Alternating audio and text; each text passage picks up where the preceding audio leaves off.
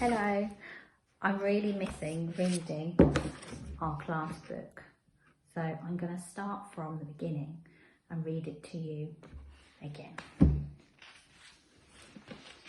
This is called The Christmasaurus and the Winter Witch.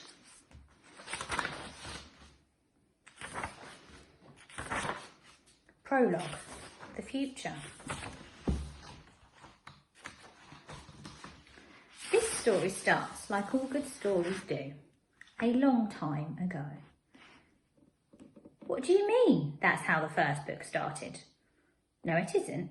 Okay, I'll check. Hang on. Well, what do you know? You're right. We can't have that. I'll change it. How's this? This story starts totally, completely, ginormously different to the first book. A long time ago, in the future. You didn't see that coming, did you, smarty pants? The future isn't much different from now. Future kids still go to school every day. And yes, future kids still have to eat broccoli and peas and brush their teeth and say please and thank you and wash their future belly buttons and not pick their future noses or eat future bogies. None of those things have changed in the future. There is, however, one absolutely whopping great big difference. In the future, there is no Christmas. I know, right? Let's take a look. It was a totally ordinary winter's evening in the future. Super awesome flying cars were whizzing overhead on the skyway that weaved in and out of the stratospheric skyscrapers. Buildings so tall that their tips tickled the beginning of outer space, and a soft sprinkling of snow was settling across future London. All of a sudden, the snowfall began to thicken. It didn't thicken evenly all over the city though, as you'd expect. Quite the opposite, in fact. It began to snow heavily in one very quiet, small, precise spot in a little alleyway called Thistle Lane. In just a few seconds, the snowfall was so heavy it began to pile up on top of itself, creating what looked like a mini mountain. Just then, as suddenly as it had started, it stopped, leaving a big white mound of snow in the middle of the lane. Poof! A fist popped out of the snow pile. Then, poof! Another fist. Next, this two-armed pile of snow began to shake and wobble until it fell to the ground, revealing a young boy with curly brown hair, his wheelchair covered in dinosaur stickers. You know him already, of course. William Trundle rubbed his forehead and looked around the quiet street. Hello? Where am I? No. When am I? He asked, because William wasn't alone in Thistle Lane.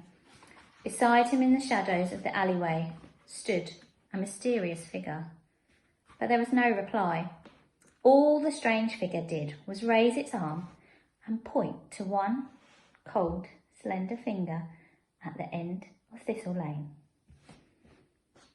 Frowning, William quietly wheeled himself down the empty alley and turned out onto the main road. This was William's first look at the future. The air was glowing with brilliant, blinding light blasting from enormous screens that lined the sides of the skyscrapers. The tallest building at the very centre was topped with a colossal, dazzling letter P that eclipsed the moon and appeared to dominate the city. William tried to take in the bizarre sights and smells of future London, wanting to remember every detail.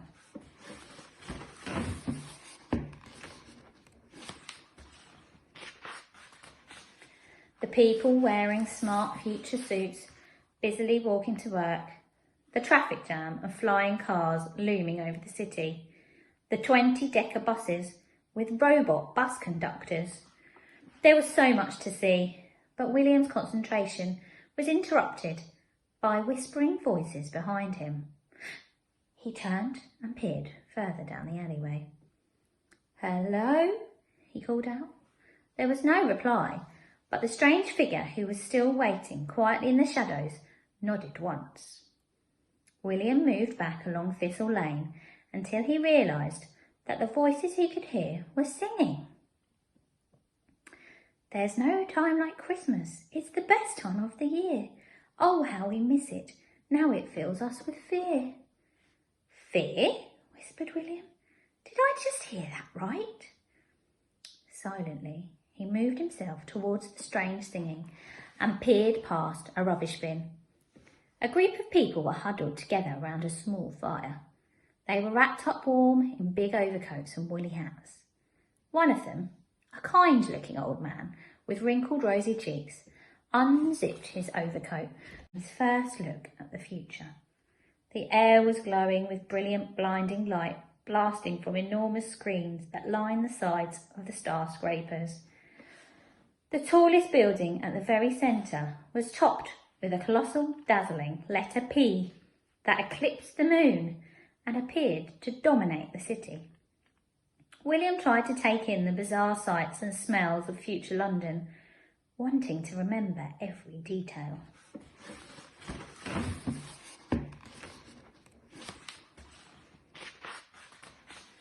The people wearing smart future suits, busily walking to work, the traffic jam of flying cars looming over the city, the 20-decker buses with robot bus conductors. There was so much to see, but William's concentration was interrupted by whispering voices behind him. He turned and peered further down the alleyway. "Hello?" he called out. There was no reply, but the strange figure, who was still waiting quietly in the shadows, nodded once. William moved back along Thistle Lane until he realised that the voices he could hear were singing. "There's no time like Christmas. It's the best time of the year. Oh, how we miss it. Now it fills us with fear." "Fear?" whispered William. "Did I just hear that right?"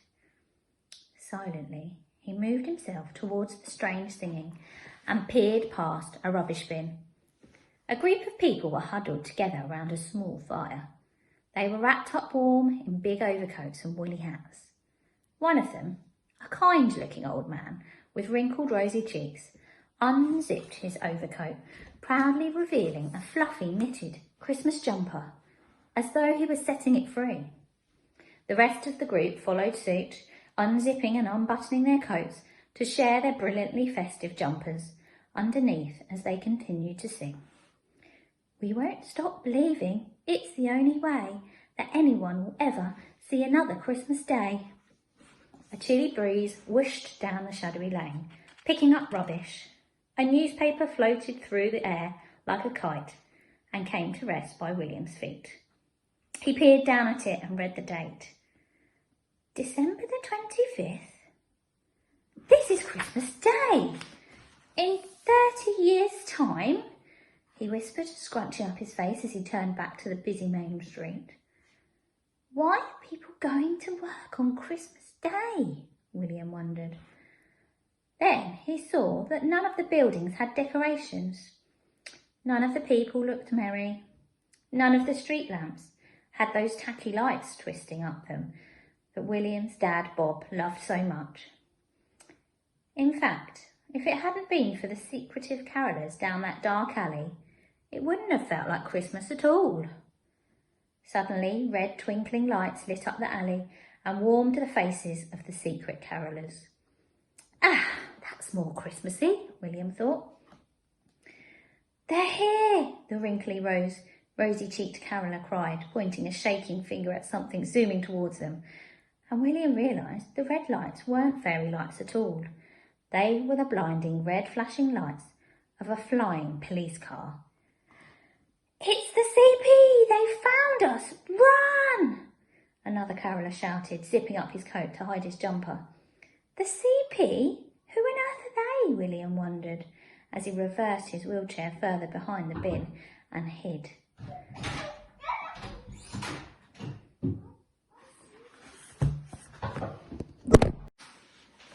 The doors of the flying police car hissed open and a squad of officers leapt down from the vehicle. "Christmas police, freeze!" one of the officers boomed through a megaphone while his partner sprang into action, chasing after the covert carolers who ran into the darkness of Thistle Lane. All except one, the old man. "I won't be scared any more," the rebel Christmas caroller said, defiantly removing his coat to reveal the loudest, fluffiest, Christmassiest Christmas jumper William had ever seen. "Sarge, I think that's a musical jumper," the officer said nervously as they closed in on the caroller. "Put your arms where we can see 'em," barked the sergeant as she and her squad surrounded the man. The caroller didn't budge. "I said, arms where we can see 'em, nice and slow," the commanding officer repeated. "We didn't do anything wrong," the caroller protested. "The rules and regulation of the Christmas ban have been made perfectly clear." William stared. "Christmas ban?" Suddenly, the old caroller squeezed the knitted bauble in the centre of his jumper. "No! Cover your ears!" "Grab him!" the officers cried, but it was too late. The baubles came to life with flashes of red and green, and a burst of song echoed through the alleyway. Jingle bells, jingle all the way. It lasted for the briefest of moments before the officers tackled the old man to the snowy ground and cuffed him. "You'll never ban Christmas," he cried. "Oh, not that again," groaned the sergeant. "You know this one?" "Know him? Known him since the beginning of the Christmas ban. He's spent more Christmases behind bars than he has in his own bed." "You just can't let Christmas go, can you, Bob Trundle?" The words seemed to echo in William's brain. Bob, Bob, Bob, Trundle, Trundle, Trundle. "Dad!" William blurted out from his hiding place, then quickly clapped his hand under his mouth. His dad was too busy being bundled into the back of a police car to hear his time-travelling son call out, but the sergeant wasn't. "Who said that?" she barked, turning to look in William's direction. "You there! Are you another caroller?" One of the officers began running towards William. He knew he had to move and fast, but he couldn't help but stare at the old wrinkly version of his father in handcuffs at the back of a police car as the officers slammed the door shut. And all because he sang a Christmas carol and wore a Christmas jumper? "Something has gone horribly wrong," William whispered. The officer was fast approaching. "Take me back!" William cried to the mysterious figure that had suddenly appeared beside him in the shadows. "Take me back now!" This strange creature instantly raised its icy hand and reached out of the darkness to clasp the push handles of William's wheelchair. Snow instantly began falling once more in that very spot, forming a blustering blizzard around them.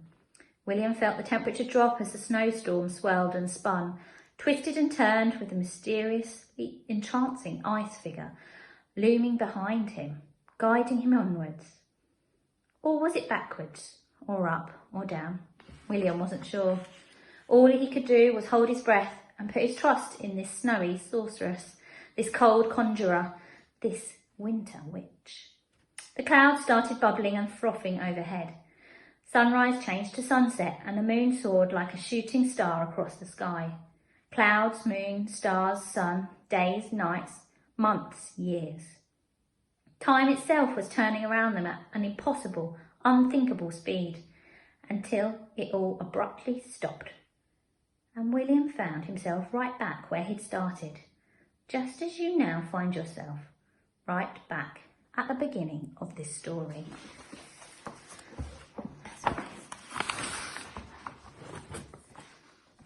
And that is the end of the prologue.